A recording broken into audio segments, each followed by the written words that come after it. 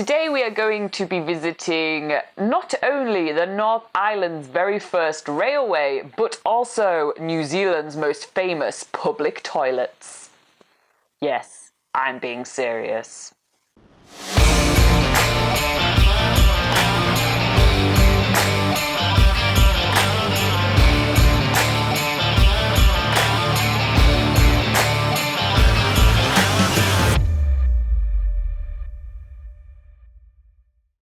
Right after breakfast, we head to the Bay of Islands Vintage Railway Association. And the railway line used to come down there. And it went down to Taumariri, where we go to at the moment. We're repiling the longest, oldest curved wooden railway bridge in the Southern Hemisphere. Holy shit. The little Bay of Islands town of Kawakawa is famous for quite a few things, but one of those things is the Bay of Islands Vintage Railway. And the railway at Kawakawa was actually the first to be opened in the North Island and the first to run a rail passenger service in the North Island. Although on a weekend you can usually do scenic rail journeys on actual steam trains, we are actually here on a Wednesday, so we're going to be doing the next best thing, which is checking out all the steam trains and carriages in the workyard. One of the features that we're checking out is a beautifully restored railway carriage with its wooden interior, its old vintage air conditioning system and colourful leather seats. After checking out all the restored trains, we head into the workshop itself to see where all the restoration happens.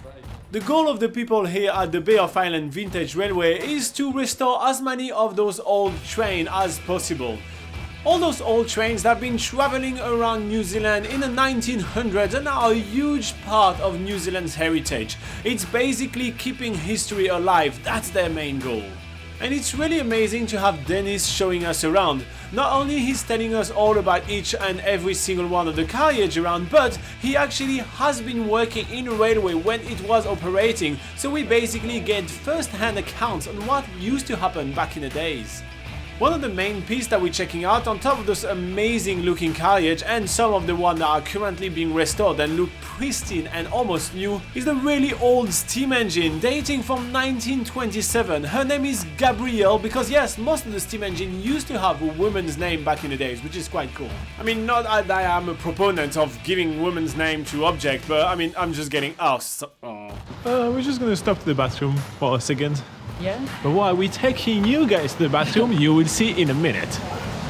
Yes, believe it or not, the next highlight of Kawakawa is the public toilets, otherwise known as the Hunderwasser Toilets, named after the local artist who designed them. And if you want to learn more about these toilets, because I mean, who doesn't, you can actually pick up little leaflets and there's information signs telling the whole story of the artist who made them and all the amazing colours and ceramic and mosaic. It's pretty awesome.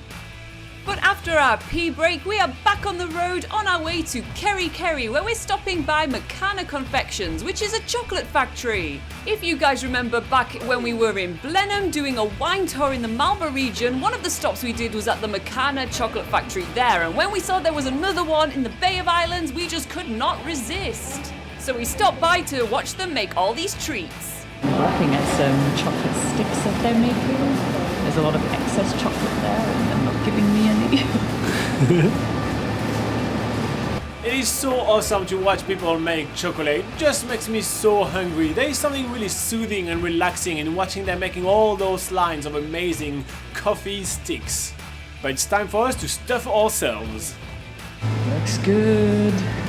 There's seriously so much choice at Makana Chocolate. I really don't know what I want to buy, but I want something. Do I need to get you this teddy? It would be very inaccurate, but...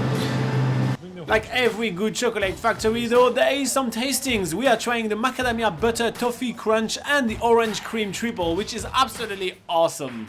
But they also have their own cafe where they make in-house dessert and all sorts of amazing treats, and obviously we can't resist. Laura wanted for the ice cream, what do you want? The macadamia butter crunch, please. Yeah. I just can't stress enough how amazing Makana chocolate desserts look. It actually whets our appetite as soon as we just enter the cafe. It's absolutely amazing. So as soon as we get a table and we get served, we dive right in. Laura is getting an amazing ice cream and I'm getting little treats, and on top of that a massive chocolate drink.